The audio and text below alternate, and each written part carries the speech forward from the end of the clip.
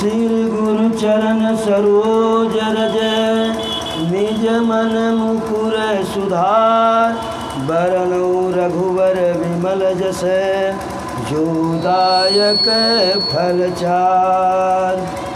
बुद्धिहीन तन जानिके सुमिरौ पवन कुमार बल बुद्धि विद्या देवहि हरहु कलेश विकार। बंदौ राम लखन भय देहि जो तुलसी के परम स्नेही। बारि मथे घृत होत है बारि मथे घृत होत है सिकता ते बरुते। बिन हरि भजन न भव तरई यह सिद्धांत पे। मस कहीं करहीं बिरंच प्रभु मस कहीं करहीं बिरंच प्रभु अजहि मसकत ही। अस विचारि तज संशय राम ही भजहि प्रवीण।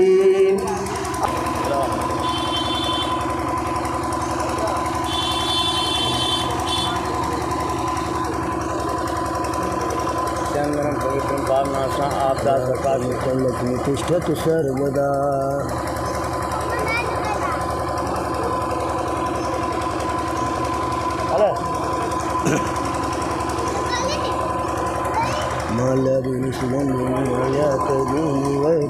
मया हितानि पुष्पाणि।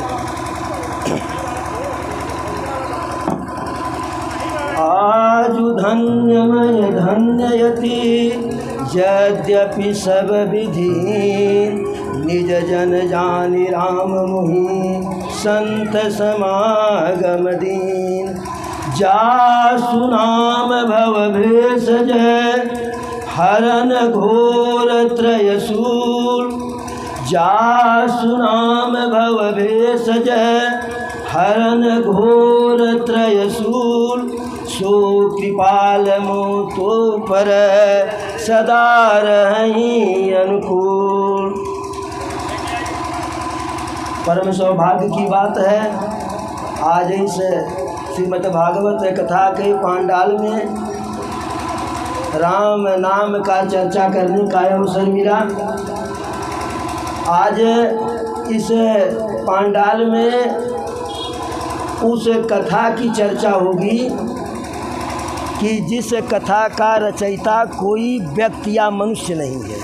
आज इस पांडाल में उस कथा की चर्चा होगी, राम नाम के कथा की चर्चा होगी कि यद्यपि जो भी कथाएं हैं उसके रचयिता कोई न कोई मनुष्य है, लेकिन आज उस कथा पे चर्चा होगा, विचार विमर्श किया जाएगा, उस कथा का गुणगान किया जाएगा जिसके रचयिता कोई व्यक्ति या मनुष्य नहीं है। श्री राम की कथा के रचनाकार स्वयं महादेव हैं, भोलेनाथ हैं। श्री राम कथा की रचना बाबा भोलेनाथ कर करके अपने हृदय में रखे हुए थे।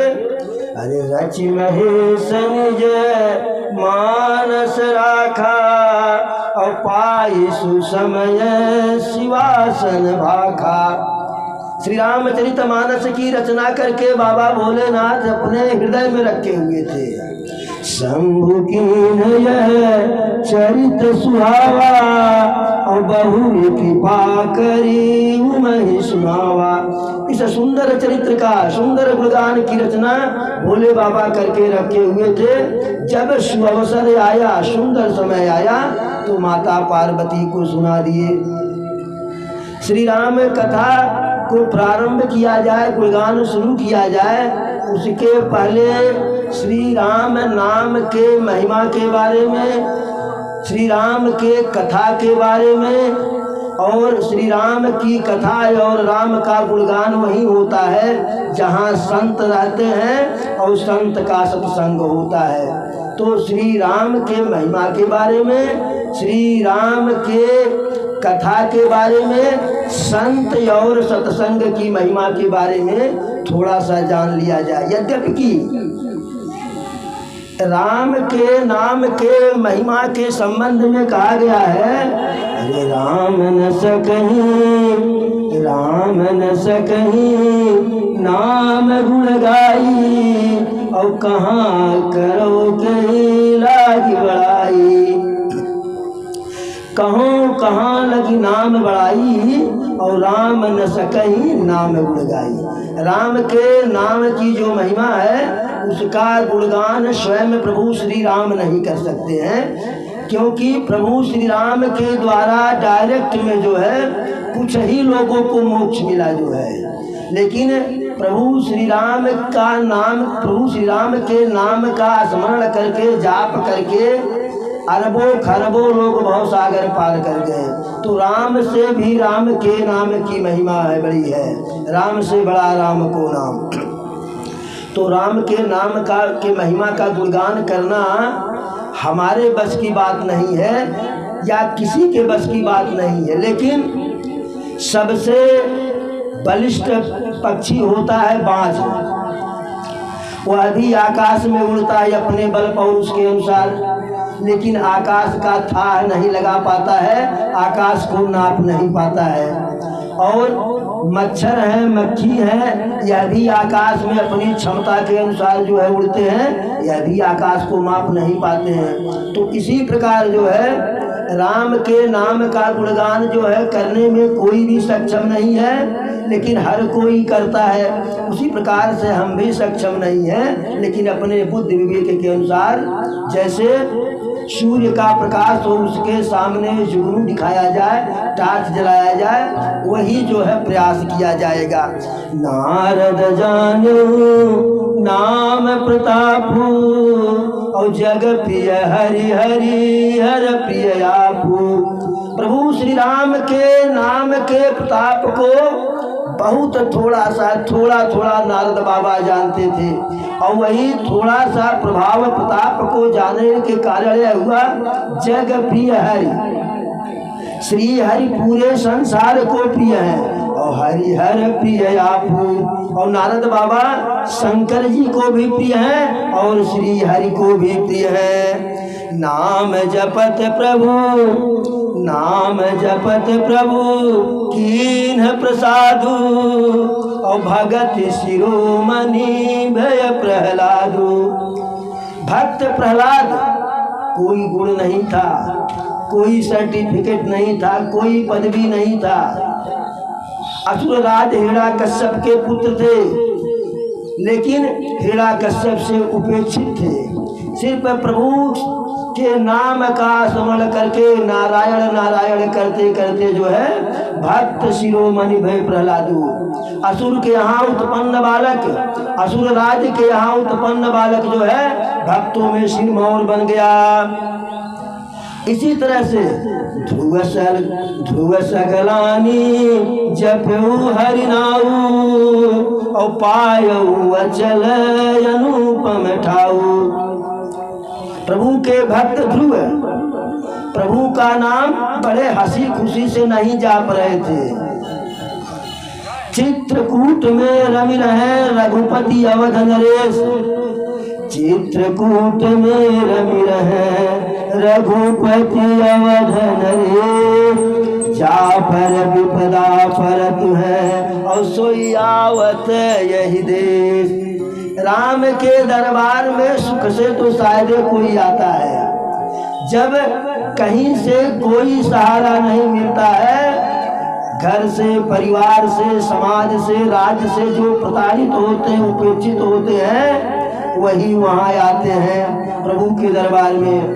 तो भक्त ध्रुव सौतेली माता से उपेक्षित हुए। सौतेली माता के कारण जो है न चाहते हुए अपने पिता महाराज उत्तानपाद से भी उपेक्षित हुए।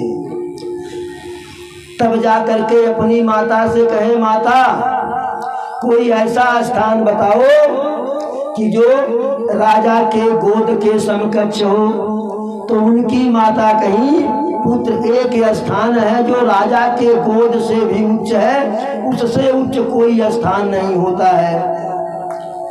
तो भक्त कहे कि हमें वही स्थान बता दीजिए। तो कहीं कि राम के चरणों में जाओ, राम के चरणों में अनुराग करो।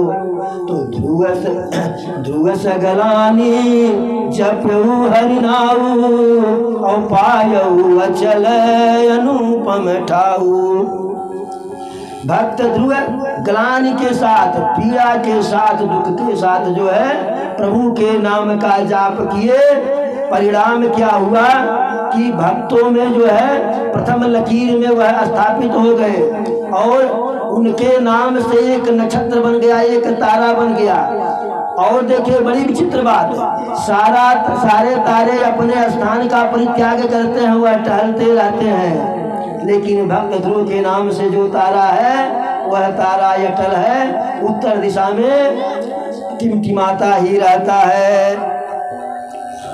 परम पूज्य पाद गोस्वामी तुलसीदास कहते हैं, अरे नाम राम को कल्प तरु, नाम राम को कल्प तरु, कलि कल्याण निवास, जो सुमिरत भयो भांगते तुलसी तुलसीदास।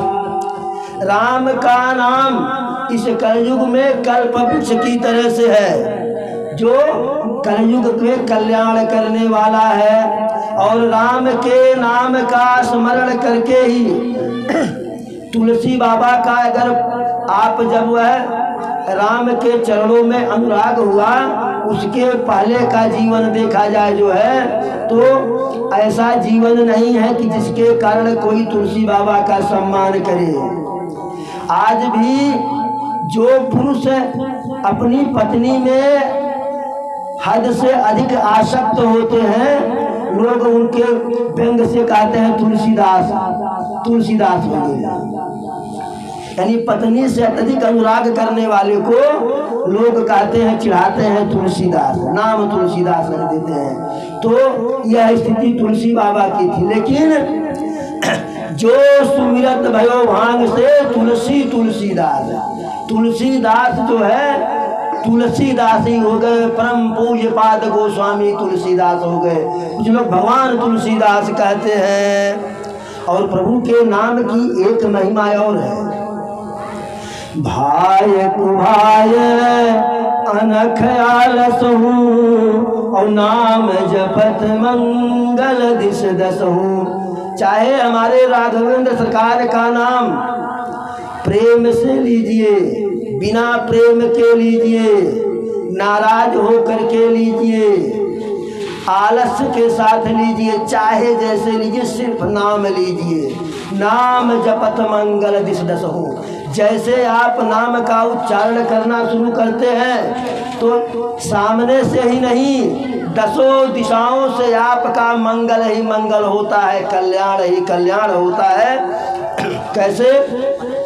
यदि पेट में गैस से दर्द है, किसी डॉक्टर के पास गए, वह जो है गैसिक्स लिख दिए, ये सिलाक लिख दिए, आपको विश्वास है दवा खाएंगे तो आपको लगेगा दवा खाए हैं अभी आराम मिल जाएगा। लेकिन किसी ऐसे व्यक्ति ने आपको सिलाक दे दिया कि उसके ऊपर विश्वास नहीं है, फिर भी आप दवा खाएंगे तो आधे घंटे बाद आपको आराम मिल जाएगा। तो इसी प्रकार से प्रभु का नाम चाहे जैसे लेंगे, आपका सर्वत्र दसों दिशाओं से कल्याण होगा। इस प्रकार से प्रभु के नाम की संक्षिप्त महिमा मेरे द्वारा बताई गई, और मेरे द्वारा नहीं, जैसा ऋषि मुनि सदग्रंथ और महाकाव्यों में बताया गया, कोई हमारा अपना व्यक्तिगत विचार नहीं है। यह जो रामचरितमानस है, यह रामचरितमानस सरोवर है, यह रामचरितमानस सरोवर है। एक आप नाम सुने होंगे जो है कैलाश मानसरोवर का, कैलाश मानसरोवर का नाम सुने होंगे। वहाँ भी लोग जा कर के डुबकी लगाते हैं, और जो वहाँ डुबकी लगाते हैं, जिन बूढ़ो तिन पाइयों गहरे पानी पैठ, मैं बपुरा बूढ़न डरा रहा किनारे बैठ।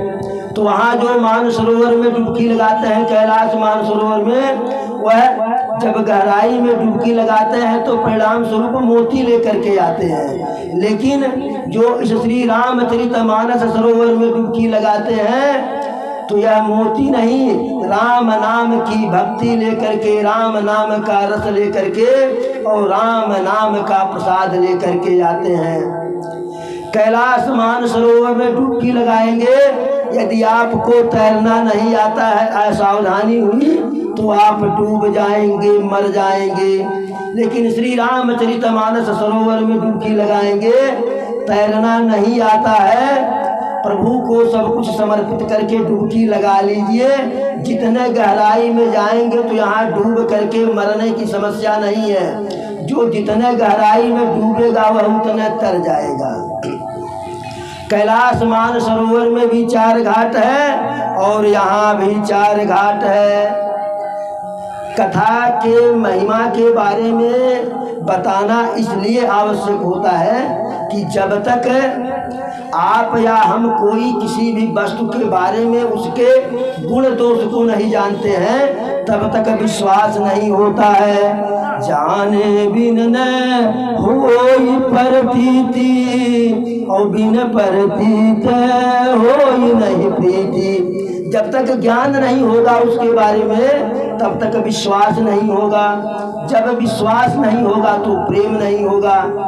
हम सोने का आभूषण लाते हैं, यह जानते हैं कि यह सोना है, तो उसको उस आभूषण के डिबिया या डब्बा में करके संदूक में रखते हैं। और लोहे की कोई सामग्री लाते हैं, कुदाल लाते हैं, फरुआ लाते हैं, उससे अधिक वजन का लाते हैं, लेकिन जानते हैं यह लोहा है, उतना जो है बहुमूल्य नहीं है, तो बरामदा में रख देते हैं, दरवाजे पर रख देते हैं। तो कथा के बारे में ज्ञान होना दिया, जब तक ज्ञान नहीं होगा, महत्व नहीं पता चलेगा, तब तक जो है विश्वास नहीं होगा। और जब तक विश्वास नहीं होगा तब तक कथा में अनुराग नहीं होगा। तो श्री रामचरितमानस जो सरोवर है इसमें भी 4 घाट हैं, इसमें भी 4 घाट हैं। यहाँ इस पांडाल में अकेले के मिश्रा कथा कह रहे हैं, जो 2-4-10 श्रोता है सुन रहे हैं। लेकिन मानस सरोवर में चारों घाट पे एक घाट पे एक वक्ता बैठे हुए हैं। हम अवरोही क्रम में शुरू करते हैं। सबसे पहले काशी के दशाश्वमेध घाट पे जो है, काशी के शरणागत घाट पे परम पूज्य पाद गोस्वामी तुलसीदास कथा कह रहे हैं।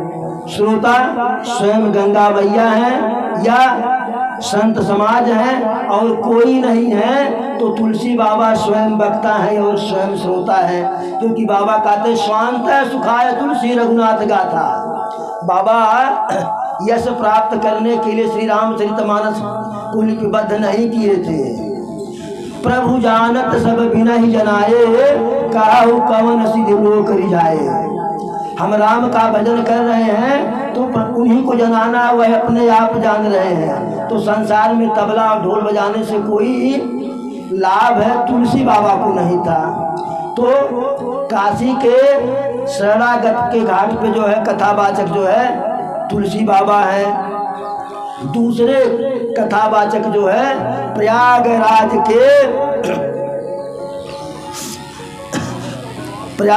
के कर्मकांड घाट पे कथावाचक हैं याज्ञवल्क्य ऋषि गंगा मैया के तट पर संगम पर, और श्रोता है भरद्वाज जी।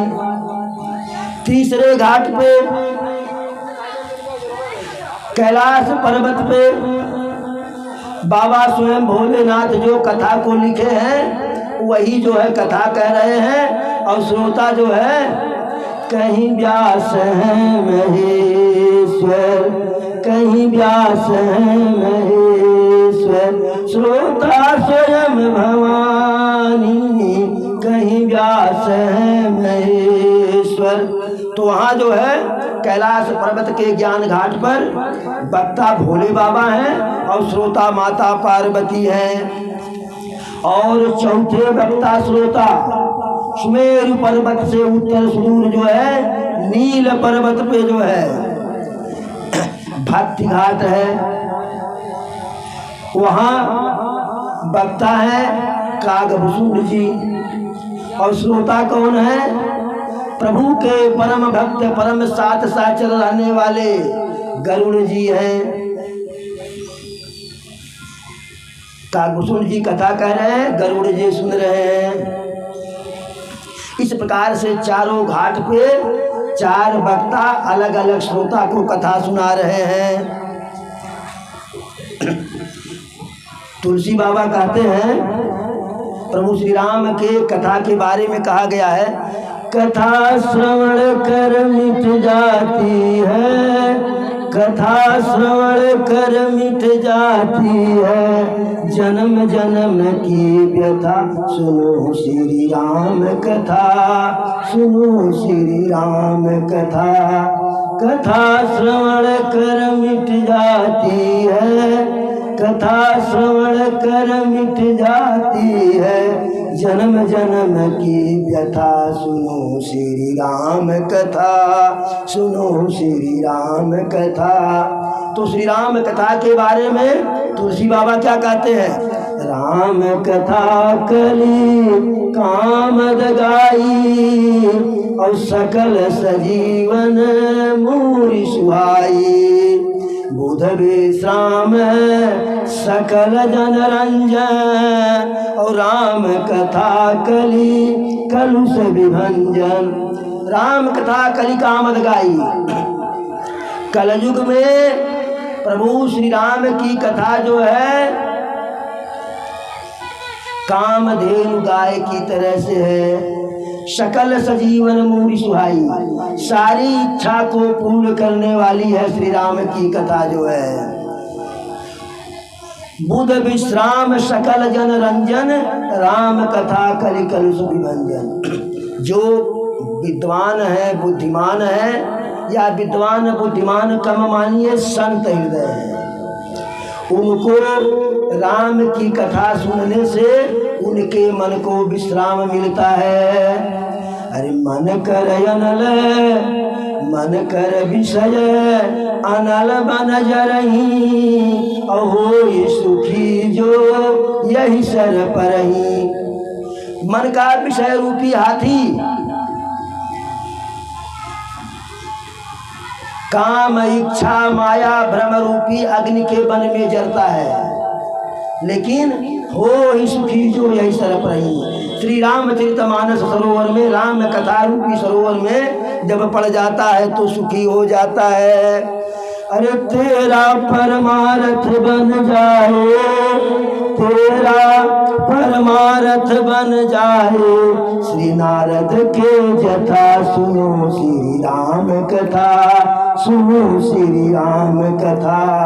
तेरा परमार्थ बन जाए, तेरा परमार्थ बन जाए, श्री नारद के जथा सुनो श्री राम कथा, सुनो श्री राम कथा। कथा श्रवण कर मिट जाती है, कथा श्रवण कर मिट जाती है, जन्म जन्म की व्यथा सुनो श्री राम कथा, सुनो श्री राम कथा। तो पहले वक्ता तुलसी बाबा कथा के बारे में बताए, अब दूसरे वक्ता याज्ञवल्क्य जी क्या कहते हैं? अरे महामोहमयी से सुविशाला, और राम कथा कालिका कराला। कि कलयुग में मोह रूपी महिषासुर दानव के लिए राम की कथा कालिका के समान है। महिषासुर दानव का मर्दन कौन किए थे?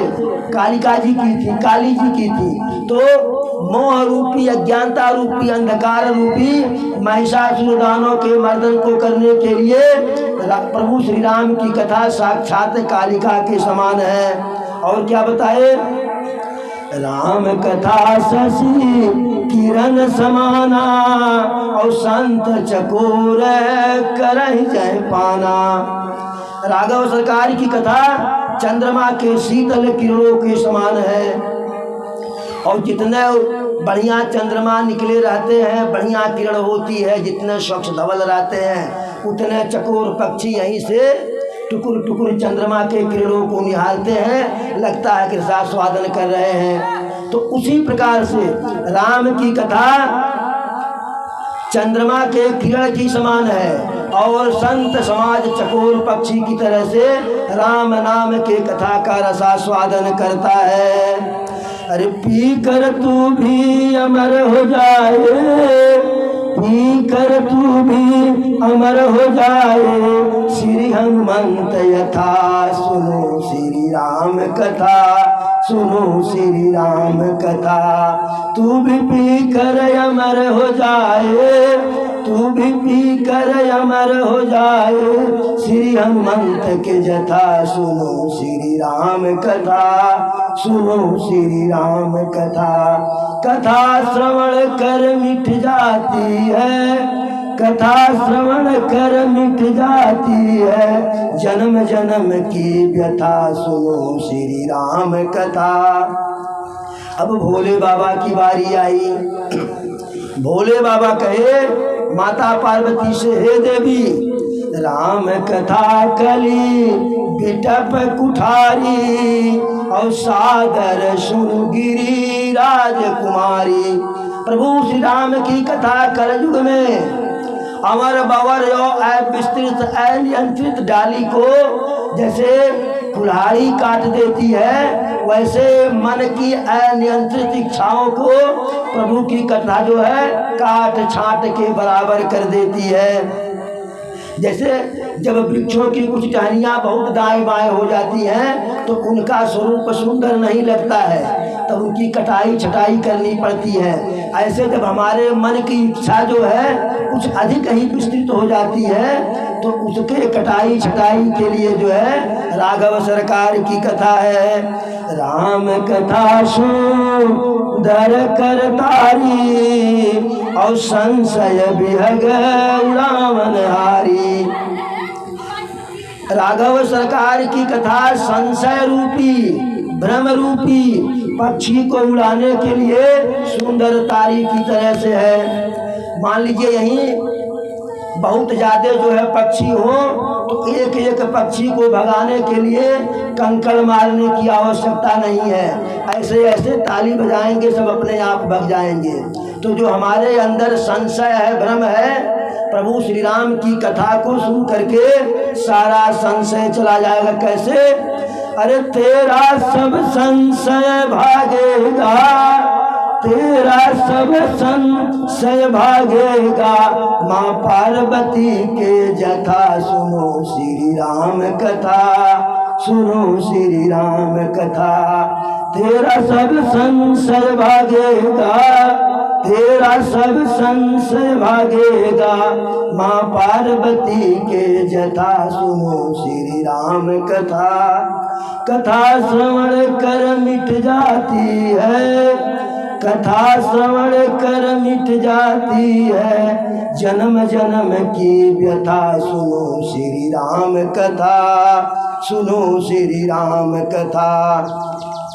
अब नील पर्वत पे कागभूषुंड जी क्या कह रहे हैं?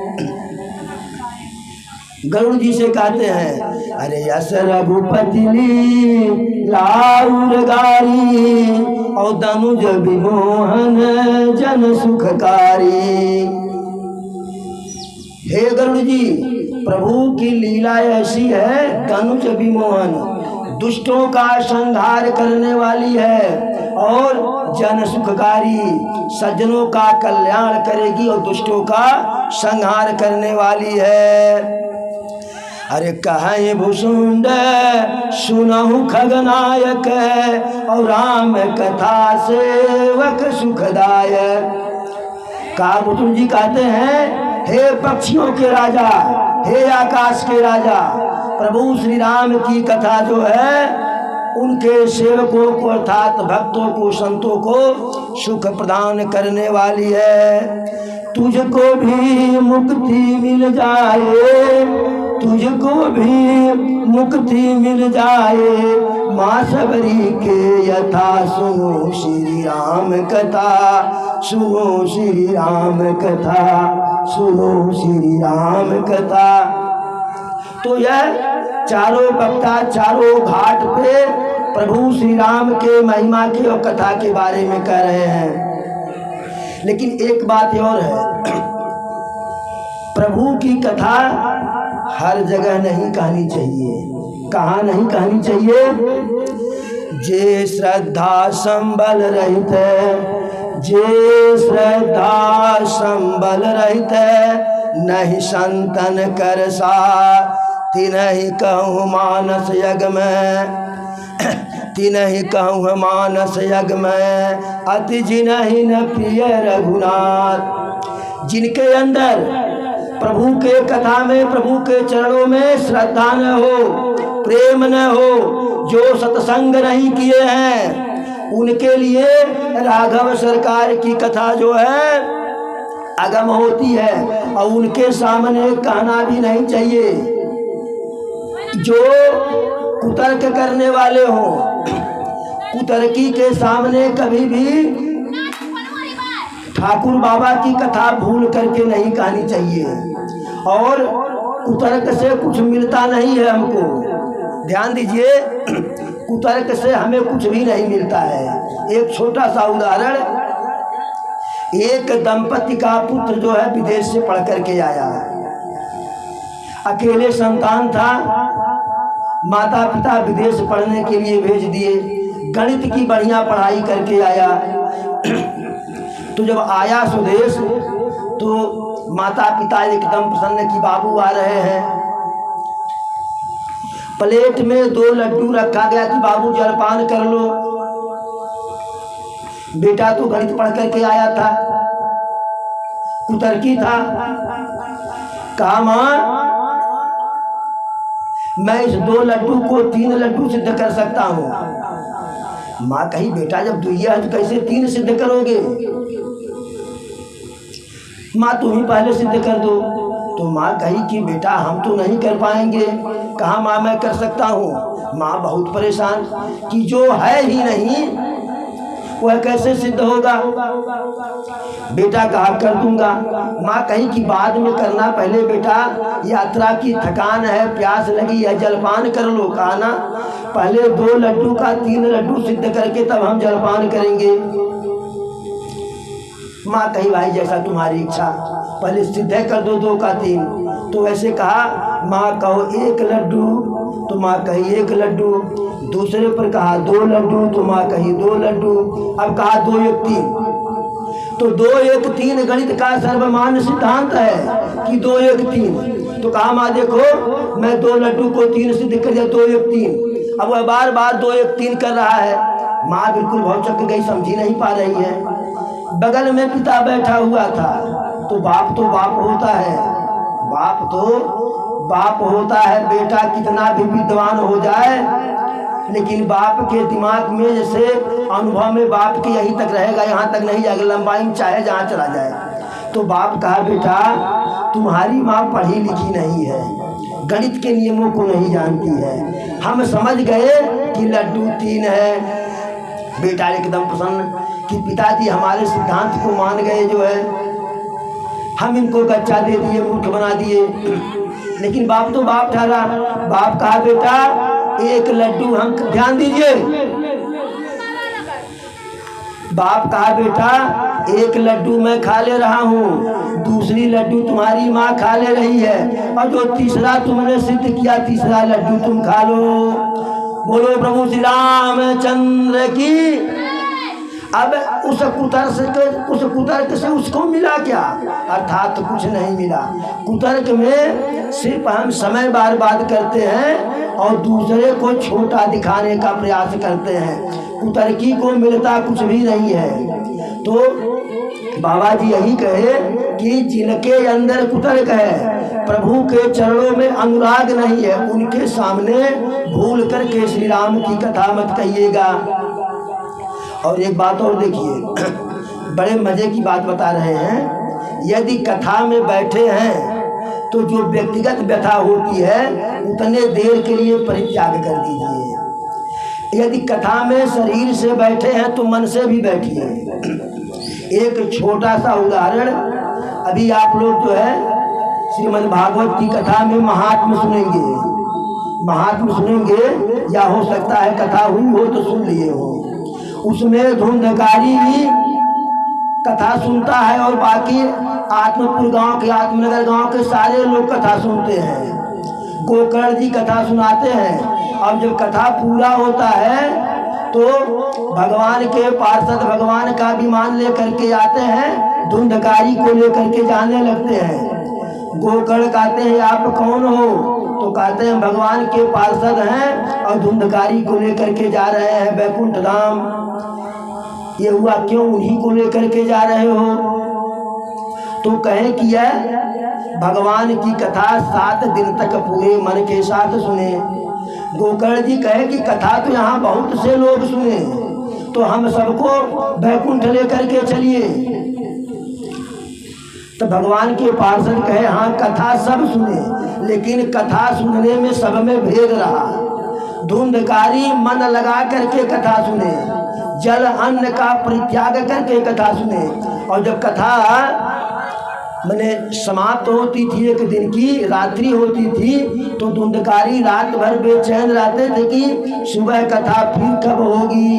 और बाकी लोग शरीर से कथा में बैठे थे, मन से नहीं। तो कथा श्रवण में भेद के कारण धुंधकारी जो है बैकुंठ धाम जाएंगे और आप लोग यहीं रहेंगे।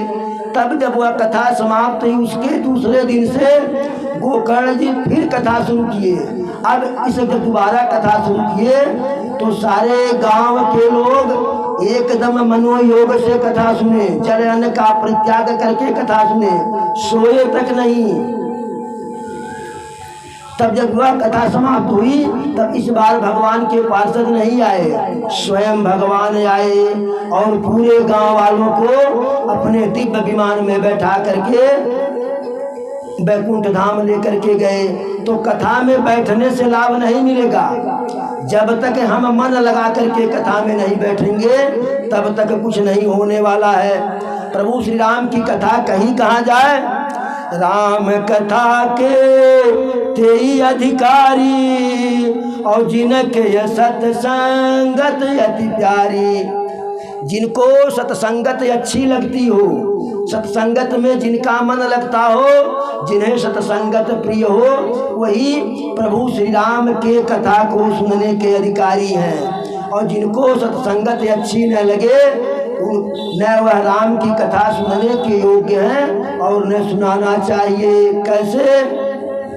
साग बेचने वाले को समंतक मणि दे दो, उसकी कीमत क्या जानेगा? अर्थात मणि की परख जो है जौहरी ही करेगा।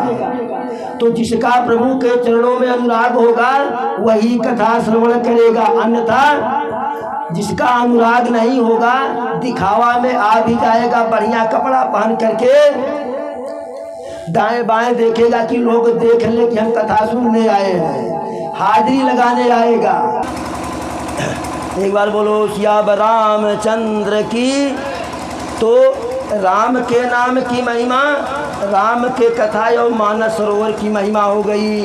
अब सत्संग की महिमा देखिए, बिना सत्संग के जो है प्रभु की भक्ति मिलने वाली नहीं है, प्रभु का स्नेह नहीं मिलेगा, प्रभु की कृपा नहीं मिलेगी। क्यों? अरे बिनु सत्संग विवेक न होई और राम कृपा बिनु सुलभ न सोई। जब तक हम सत्संग नहीं करेंगे तब तक विवेक नहीं होगा। क्या अच्छा है, क्या बुरा है, क्या करना है, क्या नहीं करना है, क्या खाद्य है, क्या अखाद्य है, इसका ज्ञान नहीं होगा। और जब तक इसका ज्ञान नहीं होगा तब तक हम कुछ अच्छा कर नहीं पाएंगे। और सत्संगत कब होती है? राम कृपा बिनु सुलभ न सोई। जब तक ठाकुर जी की कृपा नहीं होती है तब तक सत्संगत भी नहीं मिलता है। और जब सत्संगत मिल जाता है, एक घड़ी आधी घड़ी आधव में पुनियाद, तुलसी संगत साधु करे हरहि कोटि अपराध। एक घड़ी यदि नहीं समय है ये घड़ी का तो आधी घड़ी, आधी का आधी भी, यदि उतने समय के लिए सत्संग हो जाए तो हमारा जीवन बन जाता है। कैसे? सठ सुधर ही सत संगति पाई और पारस परस कुधाति सुहाई। जैसे पारस पत्थर के स्पर्श मात्र से लोहा कुधात होता है, वह सोने में बदल जाता है, कीमती आभूषण बन जाता है। लोहा इतना कुधातु है कि सनातन परंपरा के मानने वाले लोहा की चोरी भी नहीं करते हैं,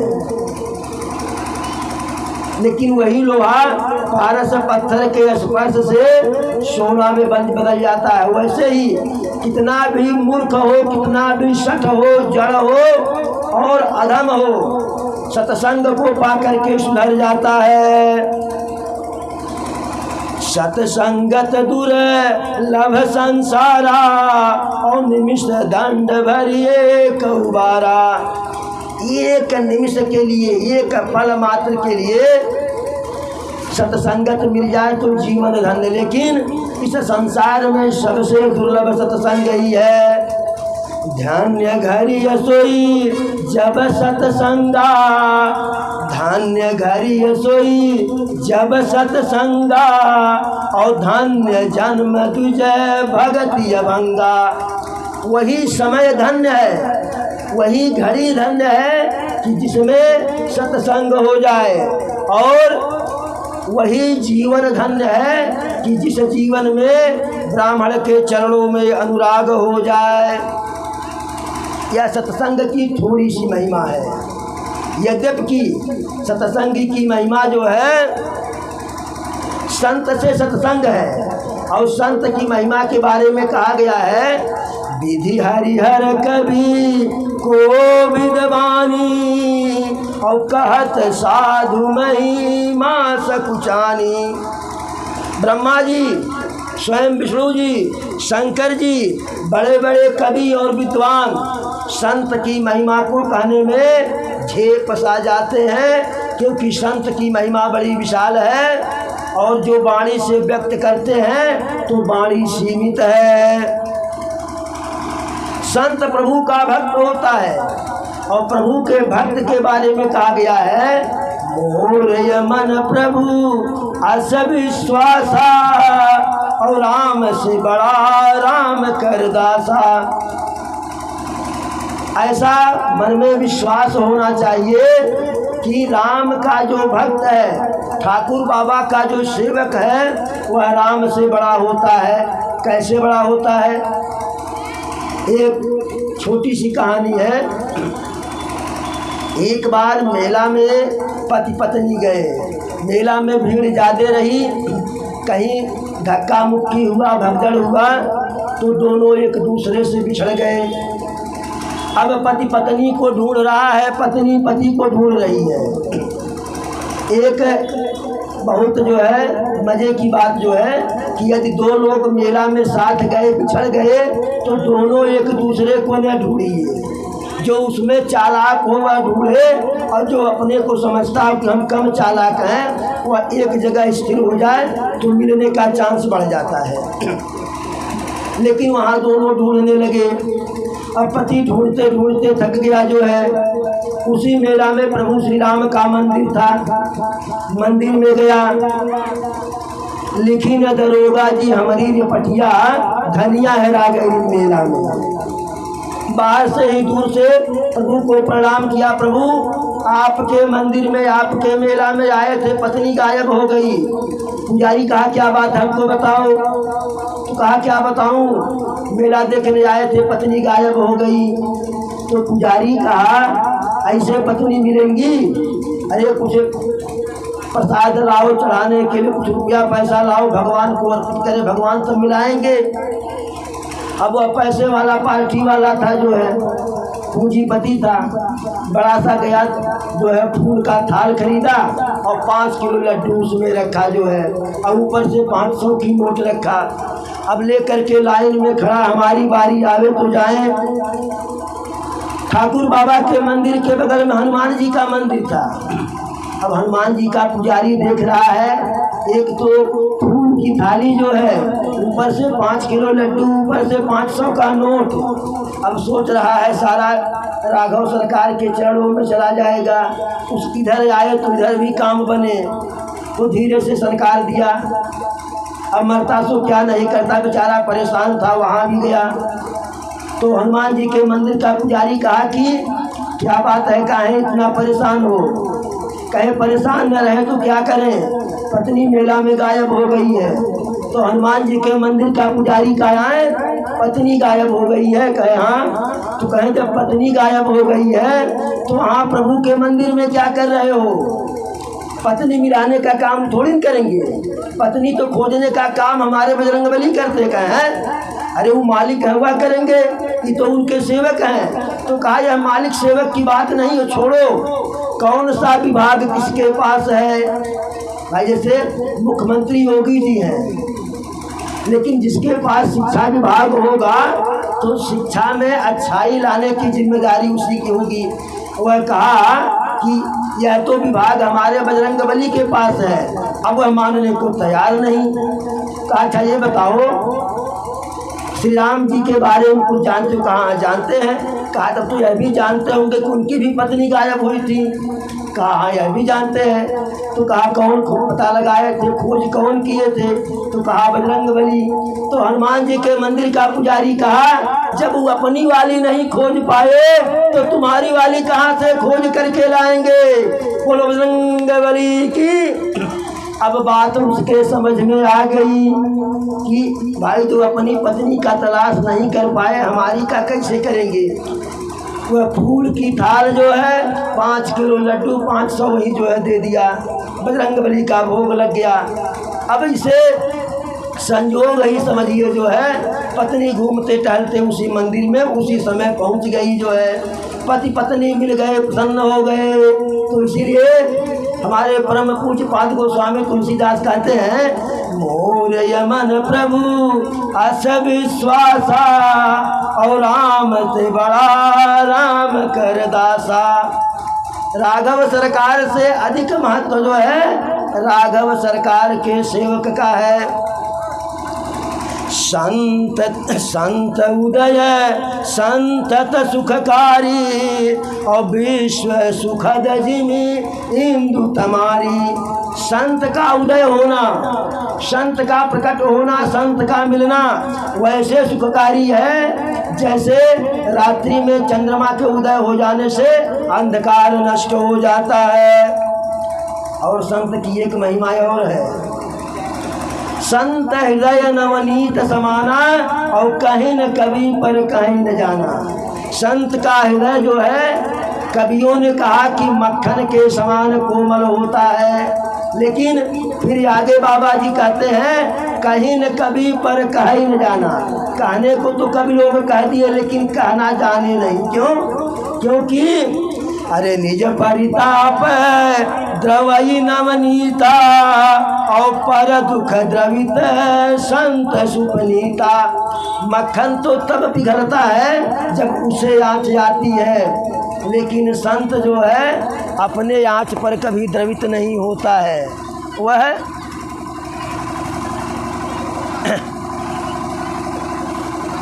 गाये बाबू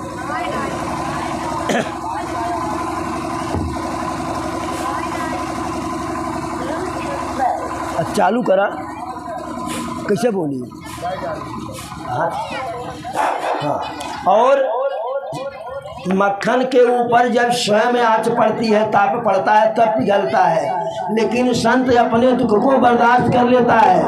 संत का अपने दुख अपने सुख से कोई मतलब नहीं है। जब दूसरे के ऊपर दुख पड़ता है तब संत द्रवित होता है, बड़ा कोमल स्वभाव होता है संत का। इसलिए संत का हृदय मक्खन से भी अधिक कोमल होता है।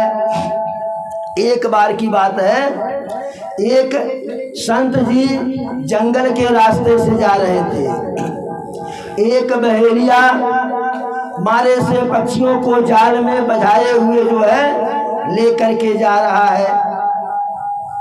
अब सारे पक्षी उसमें विवश हैं, लाचार हैं। इधर उधर टुकुर टुकुर देख रहे हैं, क्योंकि निज हित या नहीं तो पशु पक्षी जाना, जब उनके साथ धोखा होता है तो वह भी जान जाते हैं।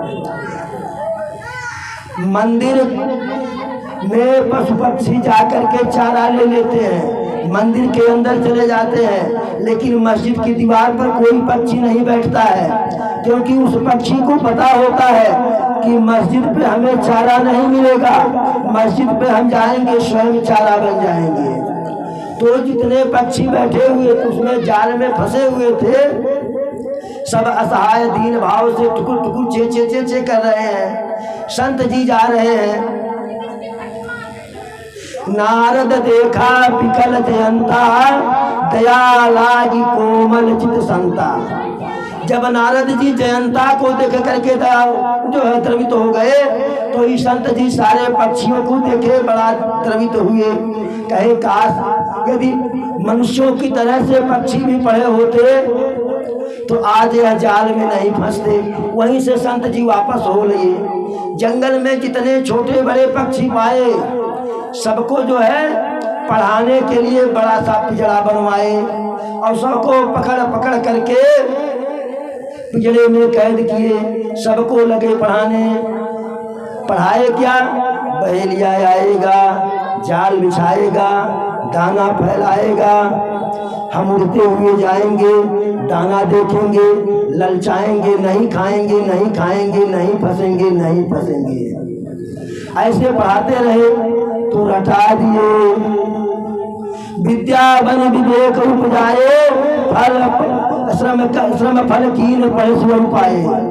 विद्या बिन विवेक उपजाए, श्रम फल कीन परस्वर पाए। विद्या बिना विवेक के वह विद्या व्यर्थ है। आप श्रम किए, ज्ञान बात दूसरी है। तो ऐसे संत जी पढ़ाने लगे। सारे पक्षी रख लिए कि बहेलिया आएगा, जाल बिछाएगा, दाना फैलाएगा, हम उड़ते हुए दे जाएंगे, दाना को देखेंगे, ललचाएंगे, लेकिन नहीं खाएंगे, नहीं फंसेंगे, नहीं फंसेंगे, नहीं फंसेंगे। अब संत जी को लगा कि हमारा एक पहला बैच जो है पास आउट हो गया, उनको छोड़ दिया जाए, दूसरा बैच लाया जाए। तो उनको छोड़ दिए, दूसरे बैच को लाए। लेकिन मूर्ख हृदयन छे, जो गुरु मिलई बिरंची समय, फूलई फरई नबे, यद्यपि सुधा बरसई, यद्यपि जलधि बरसई।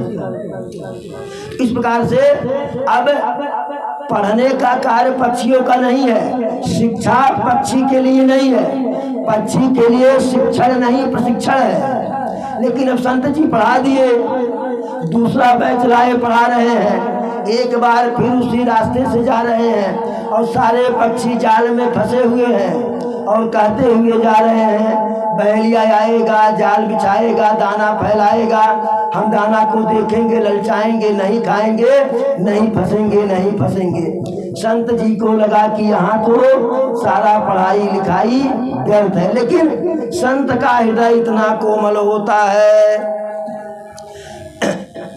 इस प्रकार से राम के नाम की महिमा, राम के कथा की महिमा, मानस सरोवर की महिमा, चारों घाट का वर्णन और संत सत्संग की महिमा जो है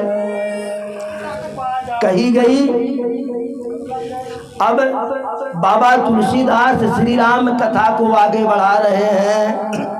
बाबा तुलसीदास श्री राम कथा के बारे में कहते हैं, अरे विमल कथा कर कीन आरंभा, और सुनत नसाही काम मददम्बा। श्री रामचरितमानस की कथा ऐसी है, विमल कथा यानी मल रहित, इसमें कोई विकार नहीं है। हालांकि भगवान के किसी भी कथा में विकार नहीं खोजना चाहिए। सारे भगवान की कथा हमको ज्ञान ही देती है, हमें मोक्ष देती है। लेकिन श्री राम की कथा बिल्कुल विकार रहित है, मल रहित है।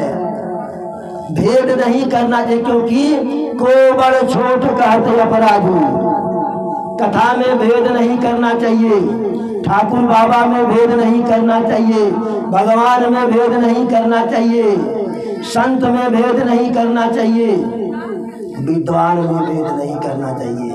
लेकिन फिर भी श्री रामचरितमानस की कथा एकदम विकार रहित है। और सुनत नसाई काम मददम्बा, जैसे श्रवण में हमारे प्रभु श्री राम की कथा जाती है, तैसे कान में पड़ते ही नसाही काम मददम्बा, काम मद लोभ मत्सर ईर्ष्या डा सबका गोविंदाय नमः हो जाता है। रामचरितमा नसयहि नामा, और सुनत श्रवण पाई विश्रामा। इसीलिए सोच विचार करके परम पूज्य पाद गोस्वामी तुलसीदास इसका नाम रखे रामचरितमानस। सुनत श्रवण पाई विश्रामा, सुनते ही कानों को आनंद मिलता है, आराम मिलता है। जो व्याकुलता होती है मन की, हृदय की, वह आपाधापी समाप्त हो जाती है, भाग दौड़। एक बार बोलो प्रभु श्री रामचंद्र की जय, भागवत भगवान की जय, बजरंग बली की जय। अरे भरद्वाज मुनि बसई प्रयागा, और तिनहि राम पद यति अनुरागा। एक भरद्वाज ऋषि रहे जो प्रयागराज में संगम पे उनका आश्रम था, और प्रभु के चरणों में उनका विशेष अनुराग था। तापस समदम दया निधाना, और परमारथ पथ परम सुजाना। तपस्वी थे, समभाव वाले थे, दयावान थे। दयावान क्या, दया के निधान थे, करुणा के सागर थे, दूसरों के उपकार में रत थे जो है, और सहज थे। जब जब माघ के महीने में माघ मेला प्रयागराज में लगता है, तब तब जो है देश विदेश के संत हृदय जो है या धर्म में रुचि रखने वाले लोग उस प्रयागराज में माघी मेला के लिए जाते हैं। कुछ लोग माघ मौनी अमावस्या का स्नान करने मात्र जाते हैं, कुछ बसंत पंचमी का स्नान करने जाते हैं, कुछ पूरा एक महीना वहीं कल्पवास करते हैं। जब जब माघ का मेला लगता था तब तब लोग वहां जाते थे उस आश्रम में। पंडित जी है अशोक यादव जी, तब तब लोग वहां जाते थे और वहां महीना भर रह करके प्रभु के चरणों का भजन करते थे, गंगा मैया में स्नान करते थे, पान करते थे गंगा मैया का, क्योंकि अन्य जो पुण्यदायी नदियां हैं उनके जल का स्नान करने से और पान करने से पुण्य मिलता है, लेकिन गंगा जी नदी नहीं है, यह साक्षात देवता है, देव नदी है। दरस परस में जनय रूपाना, और हरहि पाप कह वेद पुराना। गंगा जी का दर्शन मात्र करने से, स्नान और पान की बात ही छोड़ दीजिए, दर्शन मात्र करने से जैसे दर्शन हो, दूर से नमामि गंगे कह लीजिए तो भी सारे पाप नष्ट हो जाते हैं। जो पुरोहित होते हैं, पांडित्य करते हैं, जब कोई पूजा कराना होता है तो एक जल पात्र, उसको कर्म पात्र कहते हैं, उसी में गंगा जी का जो है आवाहन कर देते हैं। गंगा तरंग रमणी जटा कलापम, गौरी निरंतर विभूषित वामभागम, नारायण प्रिय मनंग मदापहारम, वाराणसी पुरपतिम भज विश्वनाथम। यानी दूर से ही गंगा जी का आवाहन करने पर और 2 बूंद गंगा जल उसमें डालने पर वह सारा कर्म पात्र का जल गंगा जल हो जाता है। और हमारे अंदर पवित्र कर देता है, बाहर भी, क्योंकि कहते हैं ओ मैं पवित्र हुआ पवित्र सर्वम अवस्थाम गतो अपि, यानी अंदर का भी पवित्रता है, बाहर का भी है। जो पवित्र है वह भी पवित्र होता है और जो अपवित्र है वह भी पवित्र होता है। तो गंगा जी की यह विशेषता है। एक बार ऐसे सारे ऋषि मुनि या सारा संत समाज या सनातन धर्म में गंगा मैया में अनुराग रखने वाले, प्रयागराज में अनुराग रखने वाले माघ मेला में स्नान करने के लिए गए थे। एक उसी में ऋषि थे, याज्ञवल्क्य ऋषि, वह भी गए थे। जब माघ का मेला समाप्त हो गया, सारे तीर्थयात्री, सारे श्रद्धालु, सारे ऋषि मुनि अपने अपने स्थान और गांव घर को जाने लगे। लेकिन भरद्वाज जी याज्ञवल्क्य जी को, याज्ञवल्क्य मुनि परम विवेकी और भरद्वाज राखे पद टेकी। भरद्वाज जी याज्ञवल्क्य जी के पैर को पकड़ लिए, हे गुरुदेव सभी लोग जा रहे हैं, आप मत जाओ। तो कहे कि अरे भाई जाना तो है, आज नहीं कल जाएं जो है। कहे नहीं जाना तो है लेकिन अभी मत जाओ जो है। कहे क्या बात है, क्यों रोक रहे हो? तो कहे कि मेरे मन में एक संदेह है, कहने पे लज्जा लग रहा है। जो संदेह है उसे आपसे व्यक्त करूं तो लज्जा लग रहा है, लेकिन न व्यक्त करूं तो शंका का समाधान नहीं होगा।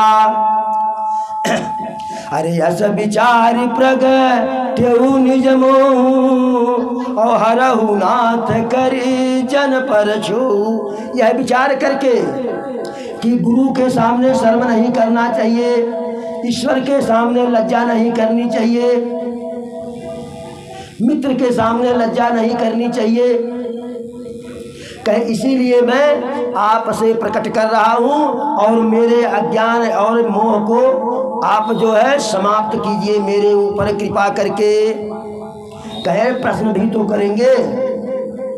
तो भरद्वाज जी प्रश्न क्या किए जो है, राम कवन पूछहु प्रभु तोहि और कहूँ बुझाई कृपा निधि मोहि। हे प्रभु, यहाँ महीना भर सारे ऋषि मुनि राम का ही भजन कर रहे थे, ठाकुर बाबा कई संकीर्तन कर रहे थे, तो राम कौन है आप समझा करके मुझको कहिए। यद्यपि एक राम के बारे में मैं भी जानता हूँ, लेकिन हमको थोड़ा सा संदेह है, कहीं ऐसा तो नहीं कि हम जिसको जानते हैं वह नकली वाला राम हो और जिसका लोग भजन कर रहे हैं असली वाला वह हो। तो भरत याज्ञवल्क्य जी कहे तो जिसको जानते हो उसको बताओ, किसको जानते हो? तो कहे एक राम अवधेश कुमारा और तिन्ह कर चरित विदित संसारा। एक राम अयोध्या के चक्रवर्ती राजा दशरथ के पुत्र हैं, जिनके बारे में सारा संसार जानता है। पत्नी के लिए नाना प्रकार का विरह झेले, उनकी पत्नी का अपहरण रावण ने कर लिया था और जब क्रोध आया, गुस्सा आया तो भय रोष रंग रावण मारा। क्रोधित होकर के युद्ध में रावण का मैं खानदान जो है समूल खानदान का नाश कर दिए। यह दोनों राम एक ही हैं कि दूसरे कोई हैं? तो भरद्वाज जी के प्रश्नों को सुन करके याज्ञवल्क्य जी बन ही मन मुस्कुराए। कहे तुम्हें ही विदित रघुपति प्रभुताई, आपको राघव सरकार के प्रभुता के बारे में सब कुछ पता है। मैं आपकी बुद्धिमानी को जान गया। आप इसी बहाने अरे चाहूँ सुनय राम गुण गूढ़ा और कीनहु प्रश्न मनहु अति मूढ़ा। इसी बहाने आप राम की कथा, राम का गुणगान सुनना चाहते हैं और प्रश्न कैसे किए कि जैसे कोई महामूर्ख हो। हे भक्तराज, हे ऋषिवर, मैं राम की कथा तो आपसे कहूँगा। अरे तात सुनहु सा दर मन लाई, और कहूँ कथा राम के सुहाई, कि मन लगा करके सुनिए, राम की सुंदर कथा मैं कहूँगा। ये अकबलक जी कहते हैं कि राम की कथा कलयुग में जो मोह माया उत्पन्न होती है, मोह सकल व्याधिन कर मूला, ताते ही उपजत अतिशूला। जो भी हमारे अंदर जो है, हमें जो भी कष्ट होता है, जो भी दुख होता है, उसका एकमात्र कारण मोह होता है। हमारी इच्छा होती है, मोह न हो जो है, जिसने मोह नहीं किया उसके जीवन में आनंद ही आनंद है। उसकी आत्मा परमात्मा में विलीन हो जाती है, सच्चिदानंद का रूप हो जाता है। लेकिन कहे कि राम की कथा तो मैं आपको सुनाऊंगा, लेकिन उससे पहले जो है शंकर जी की कथा सुनाऊंगा। अब आज का कोई प्रश्न करता होता, कहता बस सरकार हो गए, हम राम की कथा पूछ रहे हैं, आप शंकर की कथा बता रहे हैं। कोई गणित का विद्यार्थी गुरुजी से कहे, गुरुजी हमें भाग बता दीजिए, गुरुजी कहे पहले आओ घटाना बताने, तो कहेगा गुरुजी गुरु का कार्य आगे बढ़ाना होता है, आप पीछे खींच रहे हैं। हरहि विप्र धन हरहि शिष्य धन शोक न हरहि, सो गुरु घोर नरक में परहि। जो शिक्षक जो है शिक्षार्थी से मात्र उसका धन का हरण करता है, उसके अज्ञानता का हरण नहीं करता, उसे ज्ञान नहीं देता है, ऐसा गुरु घोर नरक में पड़ता है। तो या अकबलक जी कहे पहले शंकर जी की कथा सुनाएंगे। भरद्वाज जी कहे कि जो भी सुनाओ, हमें राम की कथा सुनने से मतलब है, चाहे पहले ये सुनाओ चाहे पहले ये सुनाओ, जो भी सुनाइए। तो अकबलक जी कहते हैं ऐसे हो संशय कीन भवानी, और महादेव तब कहा बखानी। जैसे आप राम को लेकर के संशय में है, ऐसे ही संशय एक बार माता पार्वती भी की थी, तब भोले बाबा उनको राम की कथा सुनाए थे। अब भरद्वाज जी कहे हम संशय किए तो कोई बात नहीं, हम तो साधारण इंसान हैं, लेकिन माता भवानी क्यों संशय कर ली? वह तो साक्षात शंकर जी की जो है प्रिया है, उनके लिए संशय का तो कोई स्थान नहीं होता है। तो याज्ञवल्क्य जी कहे कि न कोई विद्वान न कोई मूर्ख है, प्रभु जैसा जिसको जब प्रेरणा देते हैं उस प्रकार से वह कृत्य करने लगता है। अब आज जो है रामचरितमानस के कथा का, राम नाम का, राम के महिमा का, संत सत्संग के महात्म की कथा कही गई। कल माता सती के मोह की और शिव विवाह की कथा कही जाएगी। आज इस कथा को यहीं विराम दिया जाता है। एक बार बोलो प्रभु श्री रामचंद्र की, पवन सुत हनुमान की, चारों भैयन की, चारों मैयन की, भागवत भगवान की, अपने अपने माता पिता की, अपने अपने गुरु गोविंद की, ग्राम देवता की, स्थान देवता की, कुल देवता की, अपने अपने इष्ट देवता की, धर्म की, धर्म की, धर्म की, अधर्म का, प्राणियों में विश्व का, हर हर महादेव।